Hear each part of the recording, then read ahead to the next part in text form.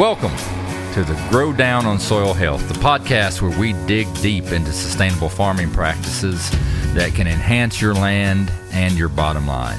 I'm your host, Dr. Ben West, Executive Director of Farmers for Soil Health, a program established by farmers for farmers, and that's dedicated to improving soil health practices like cover crops to enhance the environment and profitability of farmers. This podcast is in partnership with the United Soybean Board, the National Pork Board, and the National Corn Growers Association. Today, we're going to dive into the world of cover crops with a really special guest. Joining us today is Kristin Poley, one of the technical advisors for Farmers for Soil Health in Michigan. Kristin is the Director of Research and Agronomy for the Corn Marketing Program in Michigan, which is Michigan's Corn Checkoff Program. She has a background in entomology, specifically pest management, and has worked in all kinds of commodities, including tree fruit and vegetables and row crop. Kristin brings a wealth of knowledge and hands-on experience, and today she's going to walk us through a five-step guide that she's developed to try and help farmers simplify cover crops, which sometimes farmers can see as complex. But before we dig into that, Kristin, we were talking before that they started taping us. You've got a pretty interesting background in agriculture. You've done all kinds of things, and you grew up on a farm growing a commodity that most people just take for granted, that they use all the time but don't know much about, and that's Christmas trees. Yes, so that's right. Tell me about that. What was it like growing up on a Christmas tree farm as a kid? Yeah, so Christmas trees are, like you said, something that most people don't think about as a crop that we have to produce. But it's really interesting because you have to care for the trees all year round, but the season really is so short. It goes from basically October until the day after Christmas. So it's kind of a rush at that time of the year to get everything done. And then you get to kind of just take it easier the rest of the year. Yeah, when I became an adult and grew up and it came time, I had a family, it came time to really celebrate Christmas, I thought I would do it the old-fashioned way and wander into the woods and cut a tree down and haul it back. But I felt a lot like Clark Griswold in Christmas, in Christmas Vacation. Never worked out that well, so I had an artificial tree for a while, and that felt terrible. So I started buying a tree from a local Christmas tree farm, and we'd go out there and learned a lot about it. And one of the things that blew my mind when I found out that every Christmas tree that you purchased, live Christmas tree, was painted before it was harvested. Yeah, there is really quite a bit of work that goes into that short period of time. The trees have to be shaped to be that sort of standard conical shape that you imagine when you think of Christmas. They don't grow that way naturally? They do grow that way naturally, but we still have to shape them, and we do that by hiring out people that come in basically with like swords, like ninja swords. They come and chop the tree to make it a perfect triangle. Is there a certification? There might be. I will not be trying that myself. But once they're shaped, after that we paint them. At least certain varieties are painted, and that's because once you harvest the tree, that perfect green color fades almost immediately. And so painting them sort of prolongs that pretty evergreen color that people like to see in their house every year. Yeah, who knew? Most people probably don't know that your Christmas tree was painted. Probably not. Yeah. You also, you grow interesting things now yourself. You're telling me you have a collection of geese that geese, you that's raise. Right. Yeah. I have domesticated geese as pets. We have 2 American buff geese, which is a heritage barnyard breed of goose. Their names are Daisy and Minnie.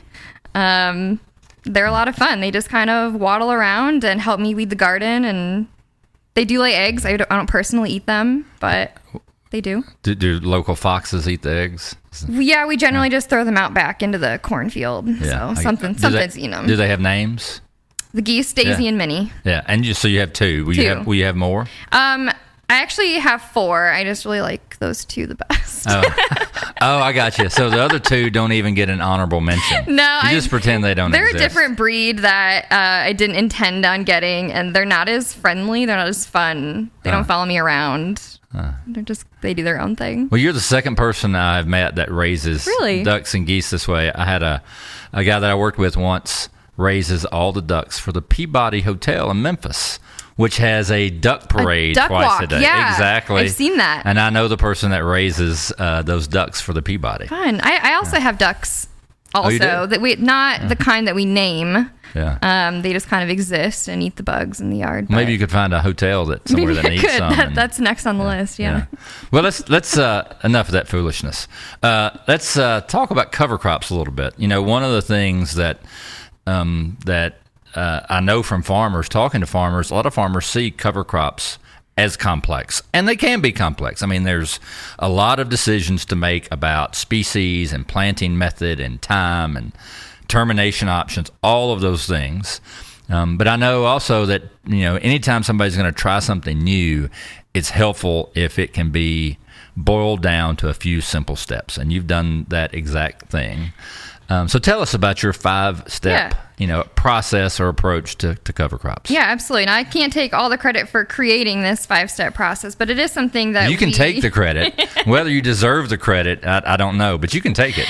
This is something that we put together and give out to farms, especially beginners, as you mentioned, that are just starting out on their cover crop journey and unsure of all the factors that should be considered before you just purchase some seed and throw it out there. So the 5 steps are in an order, but really should be considered holistically and not necessarily stepwise. So the first step is to establish your short and long-term goals. The second step is to identify either a small area of the farm to test out cover crops on, or an area of the farm that you're going to see every single day or often enough that you can keep tabs on those cover crops. Step 3 is to select a cover crop species that's going to fit those goals that you've established and that's going to fit the available equipment you've got on the farm or that a neighbor has that you have access to or that the co-op has you might be using. Step 4 is to have a termination plan and a backup termination plan. That's probably actually the most important step, not necessarily fourth in line. And step 5 is to take good notes and be patient. We know that cover crops take a long time to visualize those benefits. It's not just going to happen in 1 year. Okay, great. So let's talk through each one of those just for a minute or two. Yes. So step 1, establish your short-term and long-term goals. Like I would assume most farmers, their goal is I want to do good things. But I'm assuming you're talking about goals that are a little more specific. Like what are some goals as you've worked with farmers in Michigan? What kind of goals are you talking about? Cover crops can provide a huge number of different benefits for the farm and the fields that they're planted on. So some examples of those goals would be things like soil erosion. Probably the number one benefit or perceived benefit of using cover crops is to preserve that soil and hold it in place. And so we might want to choose a cover crop species that fits that goal. Or we could think about cover crops as a way to break compaction in our fields. Perhaps that's your goal. We could use cover crops as weed control or a part of a greater weed control strategy. We could use cover crops for nutrient cycling or water retention or enhancing our soil biology. All of these things we can identify a species or a mix of cover crops that can help us achieve those factors. Yeah, and until a farmer knows what his or her needs are, and the needs of every farm and every farmer will be a little different. Some farms may have hard pan on fields and others not. Others may have particular weed challenges that others don't. So understanding that first is really important. And it can be different in different areas of the farm too. So we want to make sure that we're not treating the entire farm in the same way. And if you have target areas with different needs, we're meeting those needs across the entire farm. Okay, great. So that was step 1. Have some goals in mind, specific goals Right. for your farm and for each field.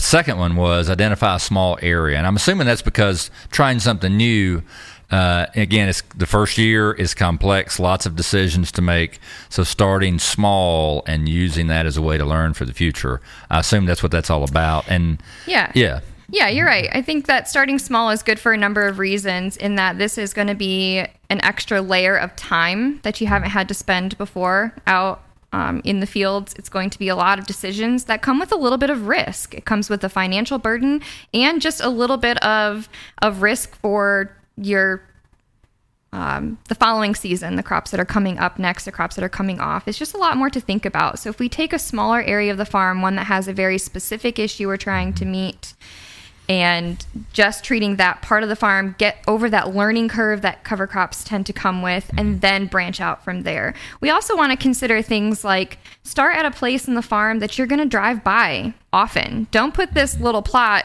in the back 40 that you're never going to go back and see, or you're only going to go back and see a couple times a year. Go to a place that is close to the home farm, that equipment can get to easily, and that you're going to see, so you can look at progress and see if those cover crops that you've selected are really the ones that are going to help you.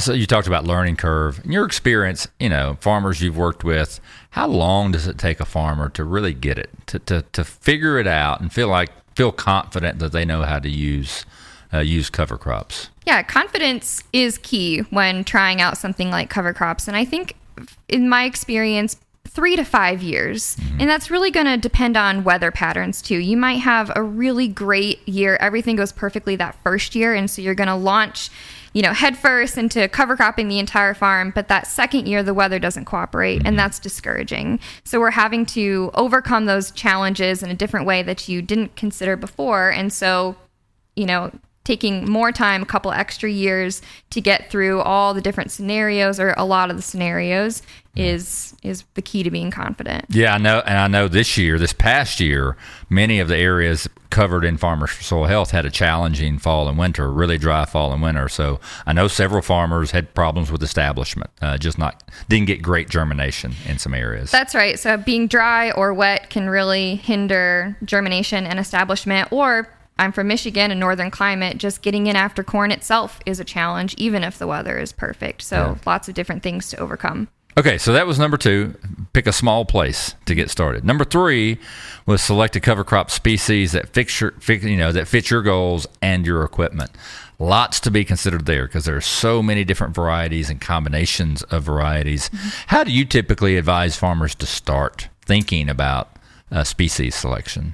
This is a really tricky question, and it's one that probably deserves the most attention by farmers before they start actually planting cover crops. And what I usually advise is think about the farm holistically. How are you going to plant that cover crop? How are you going to terminate the cover crop? What equipment is available to you? What season, what else is going on in that season that you have to consider before you might have time to plant a cover crop?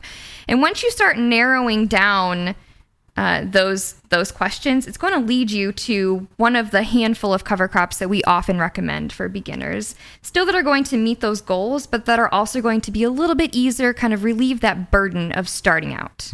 Yeah, absolutely. Really important we set farmers up for the greatest chance of success their first year. Absolutely. Okay, so number 4, you said maybe the most important, and I would agree, having heard from farmers, the issue that seems to cause the most issues is termination. So you suggest having a termination plan, but also a backup termination plan. Yes, and let's say it one more time. Have a termination plan and have a backup termination plan. Yeah. We don't want to jeopardize our next cash crop by making this cover crop turn into a weed. So we have to have a way to efficiently and effectively kill that cover crop before we even set out to plant it. So a critical piece of the 5-step process. And you need to know if you're going to terminate with a chemical herbicide, if you're going to do mechanical termination with a roller crimper, or if you're going to let nature try and take its course with winter kill, which comes with its own challenges. And so all of these things should be considered before that cover crop is purchased and planted. And I just want to speak a little bit to that backup termination plan, especially with winter kill cover crops. You might think that by selecting a winter kill cover crop, your job is done for you, that winter is going to kill those species. But keep in mind that it takes 14, 18, 20 degrees Fahrenheit consistently to kill some of our common winter kill cover crops like oats and radish. Yep. And we don't often see those temperatures, even in northern climates. Like in Michigan, we have a good insulating snow cover. We're not going to get that good winter kill. And so you've got to have a backup termination plan with an herbicide that's going to finish that termination for you. Yeah, we don't normally have the problem with snow cover in West Tennessee where I live, but that's interesting that snow can sometimes insulate those cover crops and prevent the winter kill. Yeah, absolutely. Okay, so the last one, take good notes and be patient.